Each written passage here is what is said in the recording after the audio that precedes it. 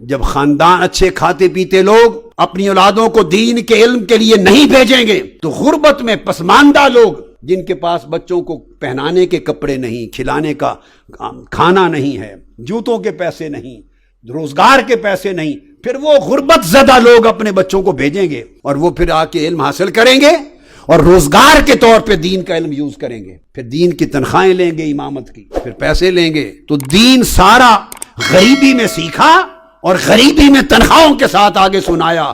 اس تبلیغ میں کس برکت کی آپ توقع کرتے ہیں؟ کیا توقع کرتے ہیں کہ ایسی تبلیغ سے کتنا انقلاب آ جائے، آپ کے اندر کتنی تبدیلی آ جائے؟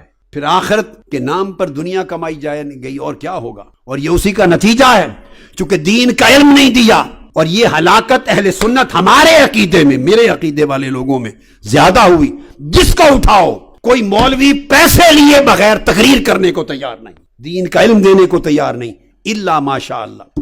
کوئی کسی کو بلا لے، پہلے تو جاتے تھے تو اس وقت خدمت لیتے تھے، اب ریٹ طے کرتے ہیں، ایکٹروں کی طرح، ناچ گانے والوں کی طرح ریٹ ہیں۔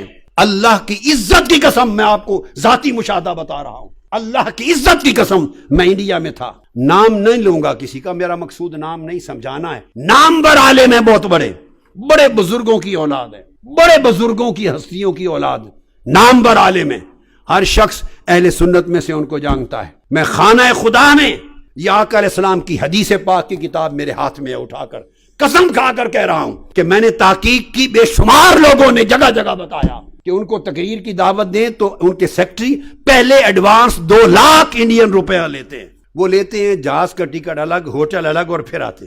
بے شمار شہروں میں لوگوں نے اس بات کی تصدیق کی، خود جنہوں نے پیسے دیے، جن سے مانگے گئے۔ پھر میں آپ کو اللہ کی عزت کی قسم کھا کے بتا رہا ہوں، ابھی میں امریکہ میں تھا، کراچی پاکستان سے نامور کئی علماء جاتے ہیں، کسی نے کہا ایک مولوی صاحب فارغ تھے، کسی کی طرف سے دعوت نہیں تھی کہ جمعے کا خطاب کریں۔ ہم نے کہا نیو یارک کی بات ہے، ہم نے کہا فارغ ہیں، ان کے پاس آج دعوت نہیں ہے، کئی خطاب نہیں، تو جمعہ تو پڑھنا ہی ہے انہوں نے جمعہ، تو ان کو کہہ دیا کہ ہمارے ہاں آ جائیں اور خطاب کریں۔ انہوں نے کہا میں $1000 لیتا ہوں خطاب جمعہ کا۔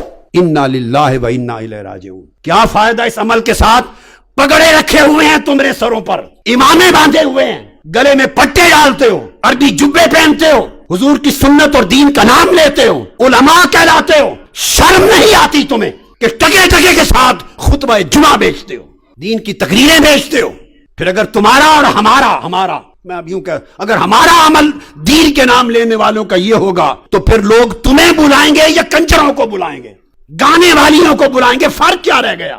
اس نے گانا سنا کے پہلے پیسے ریٹ طے کیے، تم نے قال اللہ و قال الرسول قرآن اور سنت سنانا تھا، پہلے ریٹ طے کر رہے ہو بیٹھ کر۔ کیا دین رہ گیا؟ اور یہ وبا ہمارے مسلک اہل سنت میں زیادہ پھیلی ہے، دوسرے لوگ بھی لیتے ہوں گے مگر اتنے گھٹیا، اتنا نیچے نہیں گرے ہوں گے۔